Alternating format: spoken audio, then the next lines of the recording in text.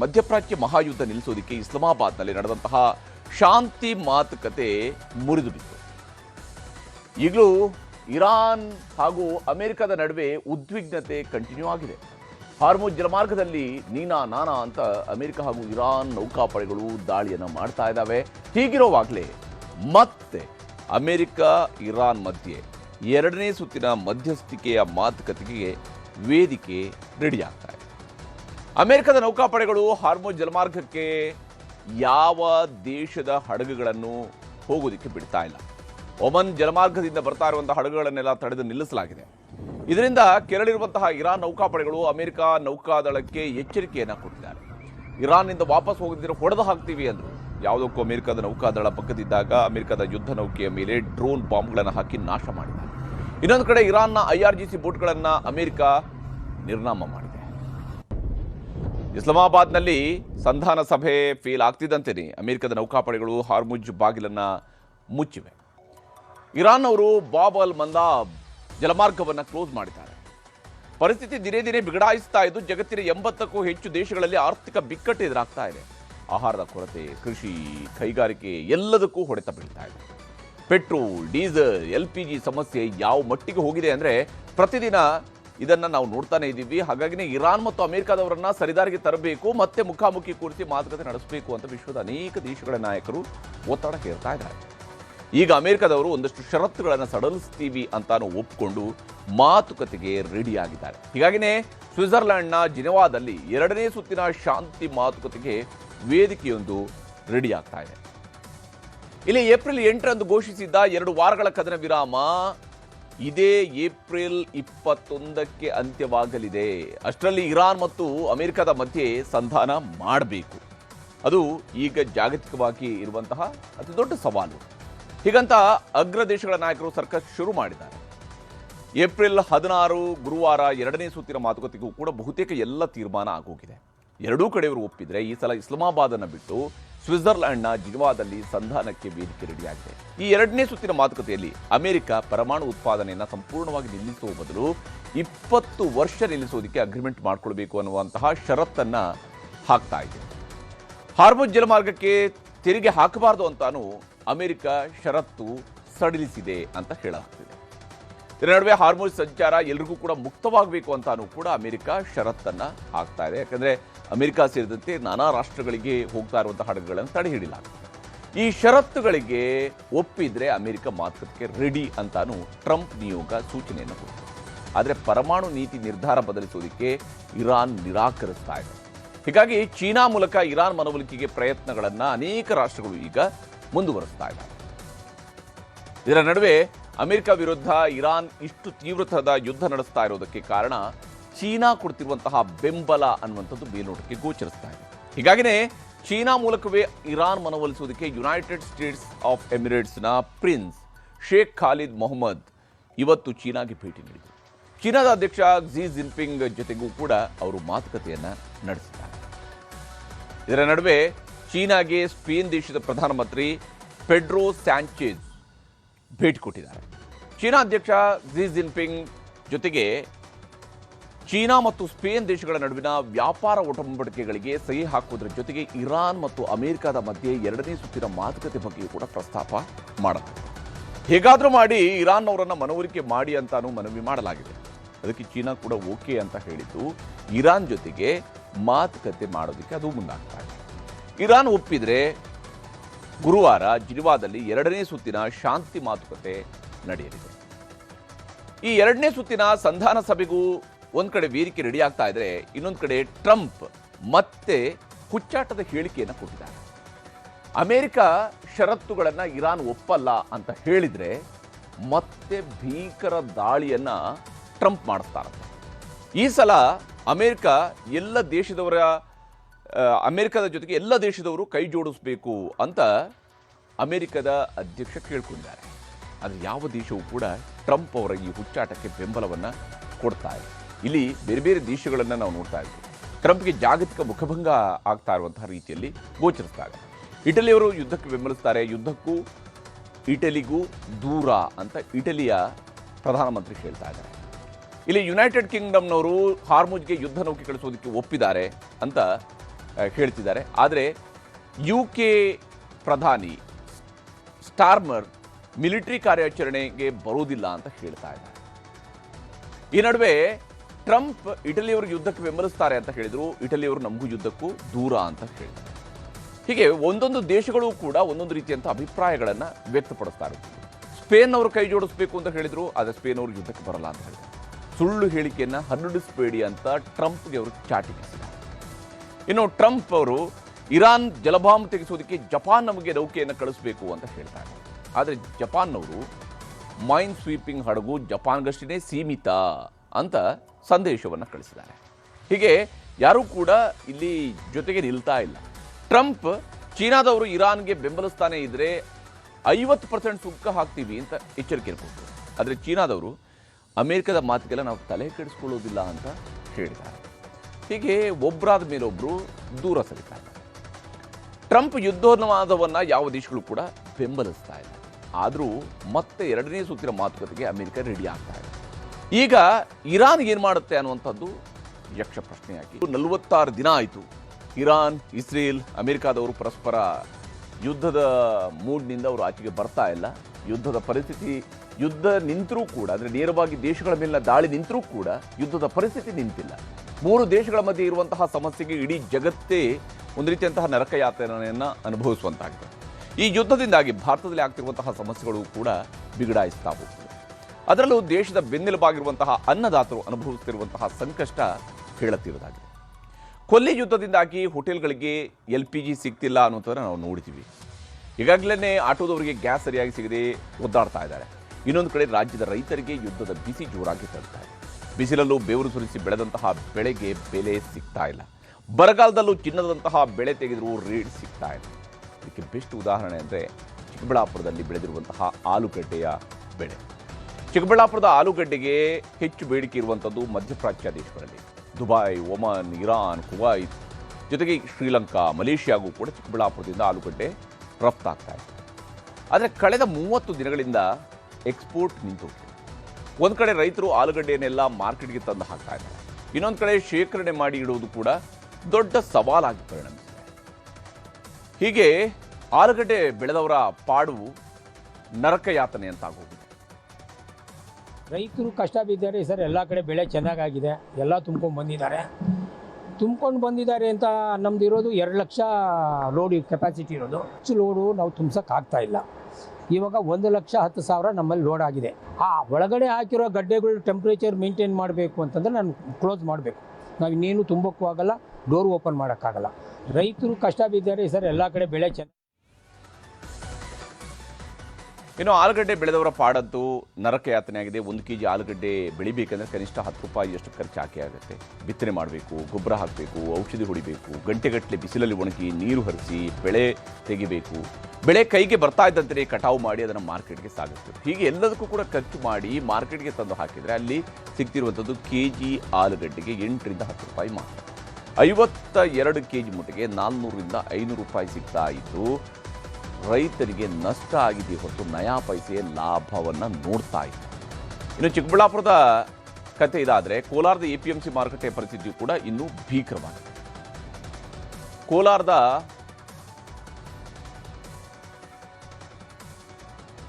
ಕೋಲಾರದ ರೈತರು ಈ ವರ್ಷ ಹುರುಳಿಕಾಯಿ, ಹಾಗಲಕಾಯಿ, ಸೋರೆಕಾಯಿ, ಬದನೆಕಾಯಿ, ಎಲೆಕೋಸು, ಕ್ಯಾರೆಟ್, ಸೌತೆಕಾಯಿ, ಮೆಣಸಿನಕಾಯಿ ಅಂತ ಎಲ್ಲ ಥರದ ತರಕಾರಿ ಕೂಡ ಬೆಳೆಸಿದ್ದಾರೆ. APMCಗೂ ತಂದು ಹಾಕ್ತಿದ್ದಾರೆ. ಆದರೆ ಹಲ್ಲಿದ್ರೆ ಕಡಲೆ ಇಲ್ಲ, ಕಡಲೆ ಇದ್ದರೆ ಹಲ್ಲಿಲ್ಲ ಅನ್ನುವಂತಹ ರೀತಿಯಲ್ಲಿ ರೈತರ ಪರಿಸ್ಥಿತಿಯಾಗಿದೆ. ರೇಟ್ ಇದ್ದಾಗ ಬೆಳೆ ಬೆಳೆಯೋಕ್ಕಾಗಲ್ಲ. ಈಗ ಬೇಸಿಗೆಯಲ್ಲಿ ಬಂಗಾರದಂತಹ ತರಕಾರಿ ಬೆಳೆದರೂ ಕೂಡ ರೇಟ್ ಸಿಗ್ತಿಲ್ಲ. ಯಾಕಂದರೆ ಇದೆಲ್ಲ ಮದುವೆ ಸೀಸನ್ನು, ಭಾಳಷ್ಟು ಮಾರ್ಕೆಟ್ನಲ್ಲಿ ಚಲನೆ ಇರುವಂಥ ಸೀಸನ್. ಆದರೆ ಇಲ್ಲಿ ರೇಟ್ ಬಿದ್ದೋಗಿದೆ. ತಿಂಗಳಿಂದ ರೇಟ್ಗಳಿಲ್ಲ. ಈಗೆಲ್ಲ 10 ರೂಪಾಯಿ 12 ರೂಪಾಯಿ ಒಳಗೆ 8 ರೂಪಾಯಿ ಹೋಗ್ತಾ 5-6 ರೂಪಾಯಿನಿಂದನೂ ಸುಮಾರು ರೈತರು ನಷ್ಟ ಆಗ್ತಾರೆ. ಅದೇ ಗ್ಯಾಸ್ ಸಮಸ್ಯೆ ಅಂತ ಹೇಳ್ತಾರೆ. ನಮ್ಗೆ ಏನು ಗೊತ್ತಾ, ಹೇಳ್ತಾವ್ರೆ ಇಲ್ಲ ಹಿಂಗೆ ಮಾಡಿಬಿಟ್ರೆ ತಿಂಗಳಿಂದ ಹೋಯ್ತಲ್ಲ. ನೀನೇ ಬಂದಿರೋದಾ? ಮೊನ್ನೆ ಬಂದಿತ್ತು 10 ರೂಪಾಯಿ 12 ರೂಪಾಯಿ. ಏನಂದರೆ ಗ್ಯಾಸ್ ಪ್ರಾಬ್ಲಮ್ ಅಂದರೆ ಒಂದು ಟೈಮ್ ಆಗಿದೆ, ಬಜ್ಜಿಗಳಿಗಾಗಿದೆ. ಮಿಕ್ಕಿದ ಐಟಮ್ಗಳೆಲ್ಲ ಹೋಗ್ತಾಯಿದೆ ಸೇಮ್ ರೇಟ್ಗಳೇ, 10, 12, 15 kg ಹೋಗ್ತಾಯಿದೆ ಅಷ್ಟೇ. ಇನ್ನು ಮಿಕ್ಕಿದೇನಿಲ್ಲ, ಸೇಮ್ ಮೊದಲು ಹೆಂಗಿತ್ತು ಅದೇ ರೇಟ್ಗೆ ಹೋಗ್ತಾಯಿದೆ. ಇಲ್ಲಿ ಡಿಮ್ಯಾಂಡ್ ಇದೆ, ಡಿಮ್ಯಾಂಡ್ ಇದೆ. ಬಿಸಿಲು ಮೇನು, ಬಿಸಿ ಹೆವಿ ಟೆಂಪ್ರೇಚರು 35-40 ಹೊರಟಾಗಿದೆ ಕೋಲಾರಲ್ಲಿ. ಆ ಪ್ರಾಬ್ಲಮ್ನಿಂದ ಬೀನ್ಸು ಬೆಳೆಯೋಕ್ಕಾಗ್ತಾಯಿಲ್ಲ. ಇನ್ನು ಕೋಲಾರದ ಎಪಿಎಂಸಿಗೆ ಪ್ರತಿದಿನ 5ರಿಂದ 6 ಕ್ವಿಂಟಾಲ್ನಷ್ಟು ತರಕಾರಿಗಳನ್ನು ರೈತರು ತಂದು ಹಾಕ್ತಾ ಇದ್ದಾರೆ. ಆದರೆ ಅರ್ಧಕ್ಕರ್ಧ ಸೇಲ್ ಆಗ್ತಾ ಇಲ್ಲ. ಗ್ಯಾಸ್ ಸಮಸ್ಯೆಯಿಂದ ಹೋಟೆಲ್ನವರು ತರಕಾರಿ ಖರೀದಿಸುವುದನ್ನು ಅರ್ಧಕ್ಕರ್ಧ ನಿಲ್ಲಿಸಿದ್ದಾರೆ. ಇದರಿಂದ ವಿದೇಶಗಳಿಗೂ ಕೂಡ ಒಂದು ಕಡೆ ರಫ್ತಾಗ್ತಾ ಇಲ್ಲ. ಆಂಧ್ರ, ಮಹಾರಾಷ್ಟ್ರ, ತಮಿಳುನಾಡಿಗೂ ಹೋಗ್ತಾ ಇದ್ದಂತಹ ತರಕಾರಿ ಹೋಗ್ತಾ ಇಲ್ಲ. ತರಕಾರಿಗಳನ್ನು ಶೇಖರಣೆ ಮಾಡೋದಕ್ಕೆ ಕೋಲ್ಡ್ ಸ್ಟೋರೇಜ್ ಸಮಸ್ಯೆ ಬೇರೆ ಇದೆ. ಒಟ್ಟಾರೆ ರೈತರು ಪಡ್ತಿರುವಂತಹ ಸಂಕಷ್ಟ ಯಾವ ಶತ್ರುಗೂ ಕೂಡ ಬರಬಾರದು ಅನ್ನುವಂತಹ ಸ್ಥಿತಿಯಲ್ಲಿ ಇರುವಂಥದ್ದು. ಈ ವಿಚಾರದಲ್ಲಿ ಭಾಳಷ್ಟು ಕೆಲಸಗಳು ಆಗಬೇಕಾಗಿದೆ. ಆದರೆ ರೈತರ ಸಂಕಷ್ಟಕ್ಕೆ ಪರಿಹಾರ ಎಲ್ಲಿದೆ ಅನ್ನುವಂಥದ್ದನ್ನು ಪ್ರಶ್ನೆ. ಕರ್ನಾಟಕ ಕಾಂಗ್ರೆಸ್ನಲ್ಲಿ ಮನೆಯೊಂದು 3 ಬಾಗಿಲಲ್ಲ 5 ಬಾಗಿಲಾಗಿರುವ ರೀತಿಯಲ್ಲಿ ಕಾಣಿಸ್ತಾ ಇದೆ. ದಿನಕ್ಕೊಂದು ಹೊಸ ಸಮಸ್ಯೆಗಳು ಕಾಂಗ್ರೆಸ್ನಲ್ಲಿ ಜನ್ಮ ತಾಳ್ತಾ ಇದ್ದಾವೆ. ಸಿಎಂ ಕುರ್ಚಿಗಾಗಿ ಕಚ್ಚಾಟ, ಮಂತ್ರಿ ಸ್ಥಾನಕ್ಕಾಗಿ ಪೈಪೋಟಿ, ಶಾಸಕರ ದೆಹಲಿ ಪ್ರವಾಸ. ಇದರ ನಡುವೆ ಬೈ ಎಲೆಕ್ಷನ್ ಸೋಲಿನ ಭಯದ ಮಧ್ಯೆ ಮುಸ್ಲಿಂ ನಾಯಕರನ್ನೇ ವಜಾ ಮಾಡ್ತಾ ಇರುವಂಥದ್ದು 10 ಪ್ರಶ್ನೆಗಳನ್ನು ಹುಟ್ಟುಹಾಕಿದೆ. ಇಲ್ಲಿ ದಾವಣಗೆರೆ ಉಪಚುನಾವಣೆಯಲ್ಲಿ ಕಾಂಗ್ರೆಸ್ಗೆ ಮುಸ್ಲಿಮರ ಮತಗಳು ಬಿದ್ದಿಲ್ಲ. ಮತದಾನ ಆದ ಮೇಲೆ ಸಿಕ್ಕಿರುವಂತಹ ವರದಿಯಲ್ಲಿ ಅಭ್ಯರ್ಥಿ ಸಮರ್ಥಿಗೆ ಏನು ನಿರೀಕ್ಷೆ ಮಾಡದ ರೀತಿಯಲ್ಲಿ ಮತಗಳು ಬರ್ತಾ ಇಲ್ಲ ಅನ್ನುವಂಥ ಆತಂಕ ಕಾಂಗ್ರೆಸ್ನವರಿಗೆ ಶುರುವಾಗಿದೆ. ವಿಶೇಷವಾಗಿ ಪಕ್ಷ ವಿರೋಧಿ ಕೆಲಸ ಮಾಡಿದವರನ್ನ ಮುಲಾಜಿಲ್ಲದೆ ವಜಾ ಮಾಡಲಾಗ್ತಾ ಇದೆ. ಕಾಂಗ್ರೆಸ್ ಪಕ್ಷದ ಅಲ್ಪಸಂಖ್ಯಾತ ಘಟಕದ ಅಧ್ಯಕ್ಷ ಸ್ಥಾನಕ್ಕೆ ಅಬ್ದುಲ್ ಜಬ್ಬಾರ್ ರಾಜೀನಾಮೆಯನ್ನು ಕೊಟ್ಟಾಯಿತು ಅಥವಾ ಅವರ ರಾಜೀನಾಮೆಯನ್ನು ಪಡೆಯಲಾಯಿತು. ಇವತ್ತು ಮುಖ್ಯಮಂತ್ರಿ ಸಿದ್ದರಾಮಯ್ಯನವರ ರಾಜಕೀಯ ಕಾರ್ಯದರ್ಶಿ ನಜೀರ್ ಅಹಮದ್ ಅವರನ್ನ ವಜಾ ಮಾಡಲಾಗಿದೆ.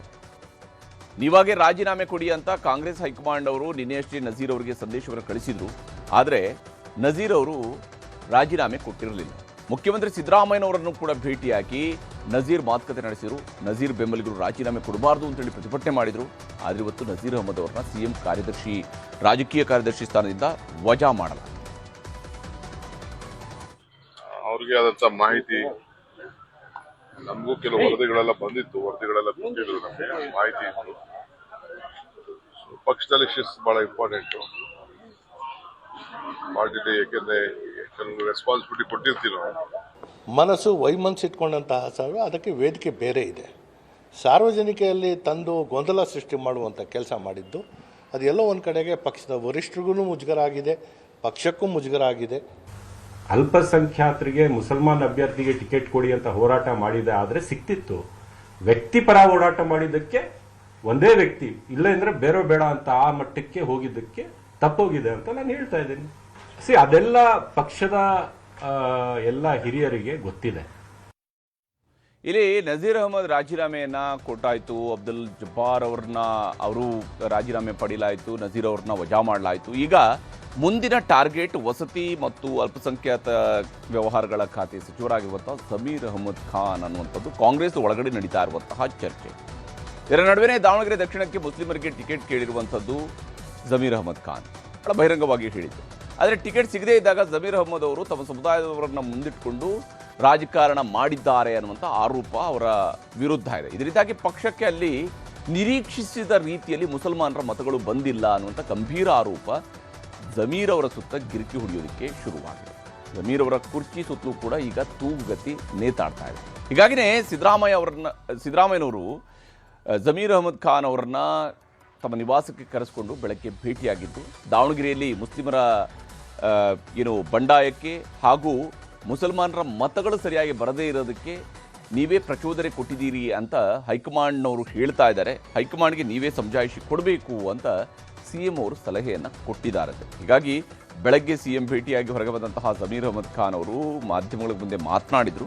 ಆ ಮಾತಲ್ಲಿ ಒಂದು ಸ್ವಲ್ಪ ಅಸಮಾಧಾನವೂ ಕೂಡ ಇತ್ತು, ಬೇಸರವೂ ಕೂಡ ಇತ್ತು.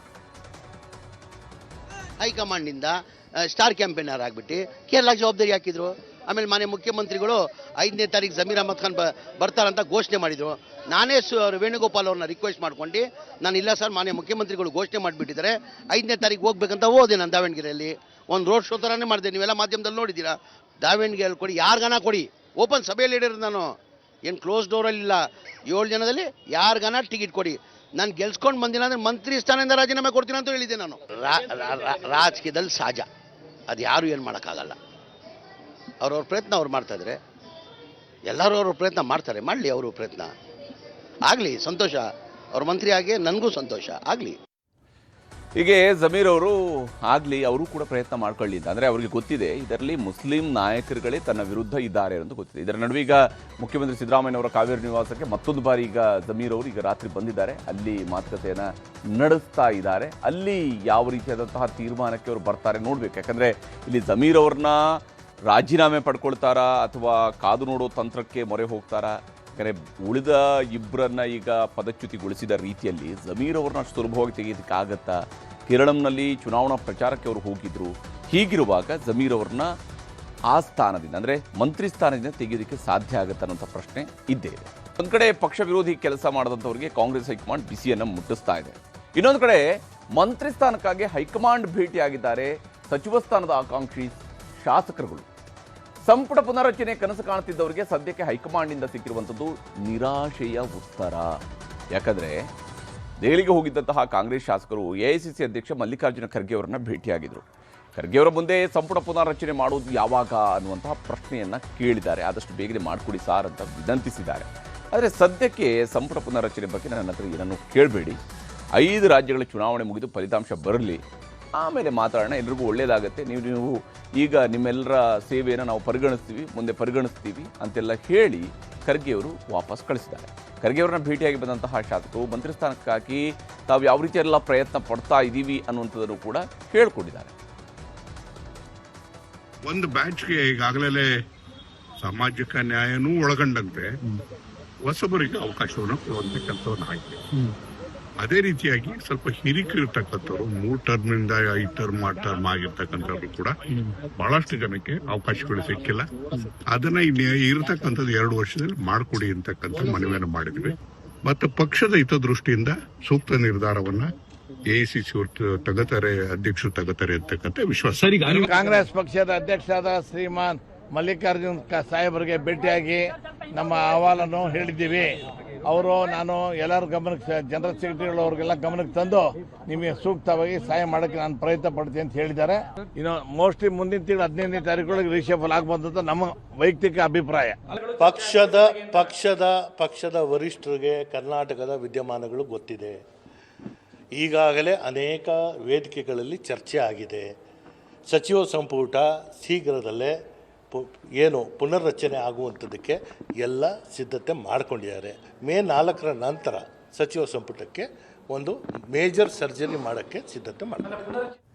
ಹೀಗೆ ಒಂದು ಕಡೆ ಮಂತ್ರಿ ಸ್ಥಾನಕ್ಕಾಗಿ ದೆಹಲಿಗೆ ಶಾಸಕರ ದಂಡು ಹೋಯಿತು, ಹೈಕಮಾಂಡ್ ಅವರ ಕದ ತಟ್ಟಿದ್ರು. ಇಲ್ಲಿ ಕೆಪಿಸಿಸಿ ಅಧ್ಯಕ್ಷರು ಆಗಿರುವಂತಹ ಉಪಮುಖ್ಯಮಂತ್ರಿಗಳು ಆಪ್ತ ಶಾಸಕರ ಜೊತೆಗೆ ಮಾತುಕತೆಯನ್ನು ನಡೆಸಿದ್ದಾರೆ. ಶಾಸಕರನ್ನು ಪ್ರತ್ಯೇಕವಾಗಿ ಕರೆದು ಮಾತುಕತೆ ನಡೆಸ್ತಿರುವಂಥದ್ದು 10 ಚರ್ಚೆಗಳನ್ನು ಹುಟ್ಟುಹಾಕಿದೆ. ಈ ಬಗ್ಗೆ ಖುದ್ದು ಡಿ.ಕೆ. ಶಿವಕುಮಾರ್ ಅವರನ್ನೇ ಪ್ರಶ್ನೆ ಮಾಡಿದಾಗ ಅವರು ಕೊಟ್ಟಂತಹ ಉತ್ತರ ಬಹಳ ಇಂಟ್ರೆಸ್ಟಿಂಗ್ ಆಗಿದೆ. ಮಾಡಬೇಕಾದ್ರೆ ರಾಜಕಾರಣ ಅಂದ್ರೆ ನಾವೆಲ್ಲರಿಗೂ ನಮ್ಮ MLAಸ್ಗೆ ಅವ್ರಿಗೆಲ್ಲ ಮುಂದಿನ ಭವಿಷ್ಯಕ್ಕೆ ಏನೇನು ರೂಪಿಸಬೇಕು ಅವೆಲ್ಲ ತೀರ್ಮಾನ ಮಾಡಬೇಕು. ಯಾರ್ಯಾರಿಗೆ ಏನೇನು ಹೇಳಬೇಕು, ಯಾರ್ಯಾರಿಗೆ ಏನು ಗೈಡ್ ಮಾಡಬೇಕು ನಾವು ಮಾಡ್ತೀವಿ. ಎಲ್ಲರಿಗೂ ಕರೆದು ಇನ್ನೆಲ್ಲ ಸಿದ್ಧತೆ ಆಗಬೇಕು, ಕಾಂಪಿಟೇಷನ್ ಇವೆಲ್ಲ ಇರ್ತದೆ. ಇವೆಲ್ಲ ಮಾತಾಡೋದ ಡ್ಯೂಟಿ. ಪಾರ್ಟಿ ಪ್ರೆಸಿಡೆಂಟ್ ಆಗಿ ನಾನು ಮಾತಾಡಲ್ಲ, ಯಾರು ಮಾತಾಡ್ತಾರೋ ಬಾಗಲಕೋಟೆಗೆ ಐತಿಕಲ್ಲ. ಸೊ ಎಲ್ಲರಿಗೂ ಕರೆದು ಏನೇನು ಆಗಿದೆ, ಯಾವ ರೀತಿ ಎಲೆಕ್ಷನ್ ಆಗಿದೆ, ಗ್ಯಾರಂಟಿ ಆಗಿದೆ. ಹೀಗೆ ಅಧ್ಯಕ್ಷನಾಗಿ ನಾನು ಮಾತಾಡಿದೆ, ಮತ್ತಿನ್ಯಾರು ಮಾತನಾಡೋದಕ್ಕೆ ಸಾಧ್ಯ? ಹೀಗಾಗಿ ಕರೆದಿದ್ದೀನಿ, ಏನೇನು ಹೇಳಬೇಕು ಹೇಳ್ತಿದ್ದೀನಿ ಅನ್ನುವಂಥ ಮಾತುಗಳನ್ನು ಶಿವಕುಮಾರ್ ಅವರು ಹೇಳ್ತಾ ಇದ್ದಾರೆ. ಕಾಂಗ್ರೆಸ್ ಒಳಗಡೆ ಆಗ್ತಿರುವಂಥ ಎಲ್ಲ ರಾಜಕೀಯ ಬೆಳವಣಿಗೆಗಳು ಬಿಜೆಪಿಯವರ ಪಾಲಿಗೆ ಒಂದು ರೀತಿಯಂತಹ ಹಬದೂಟವನ್ನು ಮಾಡ್ದಂಗೆ ಆಗ್ತಾ ಇದೆ ಅವರ ಪಾಲಿಗೆ. ಯಾಕೆಂದರೆ ಸರ್ಕಾರ ಹೆಚ್ಚು ದಿನ ಇರೋದಿಲ್ಲ ಬಿಡಿ ಅಂತ ಹೇಳುವಂಥ ಲೆಕ್ಕದಲ್ಲಿನೇ ಹೇಳಿಕೆಗಳನ್ನು ಬಿಜೆಪಿಯವರು ಕೊಡ್ತಾ ಇದ್ದಾರೆ. ಮುಖ್ಯಮಂತ್ರಿಗಳು ತಮ್ಮ ಸಚಿವ ಸಂಪುಟದ ಸದಸ್ಯರ ಮೇಲೆ ಹಿಡಿತ ಕಳ್ಕೊಂಡಿದ್ದಾರೆ. ಮುಖ್ಯಮಂತ್ರಿಗಳು ಶಾಸಕರ ಮೇಲೂ ಕೂಡ ಹಿಡಿತ ಕಳ್ಕೊಂಡಿದ್ದಾರೆ. ಅತಿ ದೀರ್ಘಕಾಲ ಆಡಳಿತ ಮಾಡಿರುವಂತಹ ಮುಖ್ಯಮಂತ್ರಿಗಳು ಅವರ ನಾಯಕತ್ವವನ್ನು ಮೀರಿ ದಿಲ್ಲಿಗೆ ಹೋಗ್ತಾರೆ ತಮ್ಮ ಸ್ಥಾನಮಾನ ಪಡ್ಕೊಳ್ಳೋದಕ್ಕಂತಂದ್ರೆ ಇದು ಒಂದು ರೀತಿಯಲ್ಲಿ ಮುಖ್ಯಮಂತ್ರಿಗಳಿಗೆ ಅವಮಾನ. ಪಾರ್ಟಿ ಅಧ್ಯಕ್ಷರಿಗೆ ಒಂದು ಸ್ವಲ್ಪ ಗೌರವ ಇದ್ದಿದ್ರೆ ಅವರೆಲ್ಲ ಯಾಕೆ ಹೋಗ್ತಾ ಇದ್ರು? ಡಿ.ಕೆ. ಶಿವಕುಮಾರ್ ಬೆದರಿಕೆಗೆ ಬಗ್ಗದೆ ಜಗ್ಗದೆ ಹೋಗಿದ್ದಾರೆ. ಅಲ್ಲಿ ಡಿ.ಕೆ. ಶಿವಕುಮಾರ್ ಆವಾಜ್ಗೆ 3 ಪೈಸದ ಬೆಲೆ ಕೊಡದೆ ಅಲ್ಲಿ ಹೋಗಿದ್ದಾರೆ ಅಂತ ಹೇಳಿದ್ರೆ ಅವ್ರು ಯಾವ ಲೆವೆಲ್ MLAಗಳು ಲೆಕ್ಕ ಹಾಕೊಳ್ಳಿ. ಕಾಂಗ್ರೆಸ್ಸಿನ ಲೆವೆಲ್ MLA ಲೆವೆಲ್ಗಳೇನು, ಅವರ ವರ್ಚಸ್ಸು ಏನದು ಅರ್ಥ ಆಗೋ ಅಂದರೆ ಡಿ.ಕೆ. ಶಿವಕುಮಾರ್ಗೆ ಬೆಲೆ ಕೊಡ್ತಾ ಇಲ್ಲ ಅವರು. ಆಡಳಿತ ಯಂತ್ರ ಸಂಪೂರ್ಣ ಕುಸಿದು ಬಿದ್ದಿರುವಂತಹ ಈ ಸಂದರ್ಭದಲ್ಲಿ 30-40 ಜನ ಶಾಸಕರುಗಳು ದೆಹಲಿಗೆ ಹೋಗಿ ಕೂತ್ಕೊಂಡು ಲಾಬಿ ಮಾಡುವಂಥದ್ದು, ಮುಖ್ಯಮಂತ್ರಿಯ ಕುರ್ಚಿಯ ಬಡದಾಟಕ್ಕೆ ಇವತ್ತು ಸಂಪೂರ್ಣ ಆಡಳಿತ ವ್ಯವಸ್ಥೆ ಸಂಪೂರ್ಣ ಕುಸಿದಿರುವಂಥದ್ದು ನಾವು ನೋಡ್ತಾ ಇದ್ದೇವೆ. ಹೀಗೆ ಆಡಳಿತ ಪಕ್ಷದ ಬಡಿದಾಟ, ಪ್ರತಿಪಕ್ಷಗಳಿಗೆ ಹಬ್ಬದ ಊಟ ಅಂತ ಒಂದಲ್ಲ ಎರಡಲ್ಲ 10 ಬಾರಿ ಬಿಹಾರದ ಮುಖ್ಯಮಂತ್ರಿ ಆಗಿದ್ದಂಥವರು, ಬಿಹಾರದಲ್ಲಿ 20 ವರ್ಷಗಳ ಕಾಲ ಬಿಹಾರದ ರಾಜಕಾರಣದಲ್ಲಿ ಸಾಮ್ರಾಟನಂತೆ ಮೆರೆದಂಥವರು ನಿತೀಶ್ ಕುಮಾರ್. ಈಗ ನಿತೀಶ್ ಕುಮಾರ್ ಅವರು ಸಾಮ್ರಾಟನಾಗಿ ಇದ್ದಂತಹ ನಿತೀಶ್ ಕುಮಾರ್ ಅವರ ಅಧಿಪತ್ಯ ಅಂತ್ಯವಾಗಿ ಮುಖ್ಯಮಂತ್ರಿ ಸ್ಥಾನಕ್ಕೆ ಇನ್ನೊಬ್ಬ ಸಾಮ್ರಾಟ ಬರ್ತಾ ಇದ್ದಾರೆ. ಇವರು ಸಾಮ್ರಾಟ್ ಚೌಧರಿ. ನಿತೀಶ್ ಕುಮಾರ್ ಅವರು ಅಧಿಕೃತವಾಗಿ ಕೆಳಗಿಳಿದಿದ್ದಾರೆ. ನಾಳೆ ಬಿಹಾರದಲ್ಲಿ ಮೊಟ್ಟ ಮೊದಲ ಬಾರಿಗೆ ಬಿಜೆಪಿಯ ಗದ್ದುಗೆನೇ ಇರಲಿದ್ದು ಸಾಮ್ರಾಟ್ ಚೌಧರಿ ಅವರು ನಿತೀಶ್ ಕುಮಾರ್ ಅವರ ಸ್ಥಾನವನ್ನು ಅಲಂಕರಿಸ್ತಾ ಇದ್ದಾರೆ. 20 ವರ್ಷಗಳಿಂದ ಬಿಹಾರದ ಮುಖ್ಯಮಂತ್ರಿ ಆಗಿದ್ದಂತಹ ನಿತೀಶ್ ಕುಮಾರ್ ಇವತ್ತು ತಮ್ಮ ಕಡೆಯ ಸಚಿವ ಸಂಪುಟ ಸಭೆಯನ್ನು ನಡೆಸಿದರು. ಎಲ್ಲ ಸಚಿವರಿಗೂ ಕೂಡ ಇಷ್ಟು ದಿನ ತಮಗೆ ಕೊಟ್ಟಂತಹ ಸಹಕಾರಕ್ಕೆ ಕೃತಜ್ಞತೆಯನ್ನು ಸಲ್ಲಿಸಿದ್ದು, ಸಚಿವರನ್ನ ಅಪ್ಕೊಂಡು ಬೆನ್ನು ತಟ್ಟಿ ಒಳ್ಳೆಯ ಕೆಲಸ ಮಾಡಿ ಅಂತ ಹೇಳಿ ಬಿಹಾರದ ವಿಧಾನಸೌಧದಿಂದ ಅಧಿಕೃತವಾಗಿ ಅವರು ನಿರ್ಗಮಿಸಿದ್ದಾರೆ. ನಂತರ ಸಚಿವರು ಶಾಸಕರೆಲ್ಲ ಬಾಗಿಲುವರೆಗೂ ಕೂಡ ಅವ್ರನ್ನ ಬಂದು ಕಳಿಸಿಕೊಟ್ಟರು. ಅಲ್ಲಿಂದ ನಂತರ ಅವರು ರಾಜೀನಾಮೆಯನ್ನು ಸಲ್ಲಿಸಿದ್ದಾರೆ. ಇನ್ನೊಂದು ಕಡೆ ಬಿಹಾರದ ಬಿಜೆಪಿ ಕಚೇರಿಯಲ್ಲಿ ಶಾಸಕಾಂಗ ಪಕ್ಷದ ಸಭೆ ನಡೆಯಿತು. ಆ ಸಭೆಯಲ್ಲಿ ಸಾಮ್ರಾಟ್ ಚೌಧರಿಯವರನ್ನ ಶಾಸಕಾಂಗ ಪಕ್ಷದ ನಾಯಕನಾಗಿ ಆಯ್ಕೆ ಮಾಡಲಾಯಿತು. ನಾಳೆ ಬಿಹಾರದ ನೂತನ ಮುಖ್ಯಮಂತ್ರಿಯಾಗಿ ಸಾಮ್ರಾಟ್ ಚೌಧರಿಯವರು ಪ್ರಮಾಣ ವಚನವನ್ನು ಸ್ವೀಕರಿಸಲಿದ್ದಾರೆ. ಒಂದು ಕಾಲದಲ್ಲಿ ಆರ್ಜೆಡಿಯಲ್ಲಿದ್ದಂತಹ ನಾಯಕ, ಜೆಡಿಯು ಪಕ್ಷದಲ್ಲಿದ್ದಂತಹ ನಾಯಕ ಸಾಮ್ರಾಟ್ ಚೌಧರಿ ಬಿಜೆಪಿಗೆ ಸೇರಿ ಈಗ ಬಿಹಾರದಲ್ಲಿ ಮೊದಲ ಬಾರಿ ಬಿಜೆಪಿ ಸರ್ಕಾರವನ್ನು ರಚನೆ ಮಾಡ್ತಾ ಇದ್ದಾರೆ. 4 ವರ್ಷಗಳ ಹಿಂದೆ ನಿತೀಶ್ ಕುಮಾರ್ ಅವರನ್ನ ಕೆಳಗಿಳಿಸೇ ತೀರ್ತೇನೆ ಅಂತ ಸಾಮ್ರಾಟ್ ಚೌಧರಿಯವರು ಶಪಥ ಮಾಡಿದರು. ಈಗ ನಿತೀಶ್ ಕುಮಾರ್ ಅವರನ್ನು ಮುಖ್ಯಮಂತ್ರಿ ಸ್ಥಾನದಿಂದ ಕೆಳಗಿಳಿಸಿರುವವರೆಗೂ ಕೂಡ ಸುಮ್ಮನಿರೋದಿಲ್ಲ ಅಂತೆಲ್ಲ ಅವಾಗ ಎದುರಾಳಿಯಾಗಿ ಅವರು ಏನು ಚುನಾವಣೆಯಲ್ಲಿ ಪ್ರಚಾರ ಮಾಡಿದರು. ಈಗ ಅಂದುಕೊಂಡಿದ್ದನ್ನು ಸಾಮ್ರಾಟ್ ಚೌಧರಿ ಮತ್ತೊಂದು ರೀತಿಯಲ್ಲಿ ಸಾಧಿಸಿದಂತಾಗಿದೆ. ಈಗಾಗಲೇ ಸಾಮ್ರಾಟ್ ಚೌಧರಿಯವರು ಬಿಹಾರದ ಮುಖ್ಯಮಂತ್ರಿಯಾಗಿ ಅವ್ರನ್ನ ಆಯ್ಕೆ ಮಾಡುವಂತಹ ಕೆಲಸವನ್ನು ಪ್ರಕ್ರಿಯೆಯನ್ನು ನಡೆಸಲಾಗಿದೆ. ಶಿವರಾಜ್ ಸಿಂಗ್ ಚೌಹಾಣ್ ಅವರು ಪಕ್ಷದ ವೀಕ್ಷಕರಾಗಿ ಆ ಶಾಸಕಾಂಗ ಪಕ್ಷದ ಸಭೆಗೆ ಹೋಗಿದ್ದರು. ಅವರ ನೇತೃತ್ವದಲ್ಲಿ ನಡೆದಿರತಕ್ಕಂತಹ, ಅವರ ಸಮ್ಮುಖದಲ್ಲಿ ನಡೆದಂತಹ ಶಾಸಕಾಂಗ ಪಕ್ಷದ ಸಭೆಯಲ್ಲಿ ಬಿಜೆಪಿಯ ಶಾಸಕಾಂಗ ಪಕ್ಷದ ನಾಯಕರೇ ಆಗಿದ್ದರು ಸಾಮ್ರಾಟ್ ಚೌಧರಿ. ಯಾಕಂದರೆ ಅವರು ಉಪಮುಖ್ಯಮಂತ್ರಿ ಆಗಿ ಕೂಡ ಇದ್ದಂಥ ಕಾರಣದಿಂದಾಗಿ ಈಗ ಅವರನ್ನು ಉಪಮುಖ್ಯಮಂತ್ರಿ ಸ್ಥಾನದಿಂದ ಮುಖ್ಯಮಂತ್ರಿ ಸ್ಥಾನಕ್ಕೆ ಏರೋದಕ್ಕೆ ಬೇಕಾದಂತಹ ನೂತನ ಶಾಸಕಾಂಗ ಪಕ್ಷದ ನಾಯಕನಾಗಿ, NDAಯ ಶಾಸಕಾಂಗ ಪಕ್ಷದ ನಾಯಕನಾಗಿ ಅವರನ್ನು ಆಯ್ಕೆ ಮಾಡಲಾಗಿದೆ. ನಾಳೆ ಅವರು ಪ್ರಮಾಣ ವಚನವನ್ನು ಸ್ವೀಕರಿಸಲಿದ್ದಾರೆ.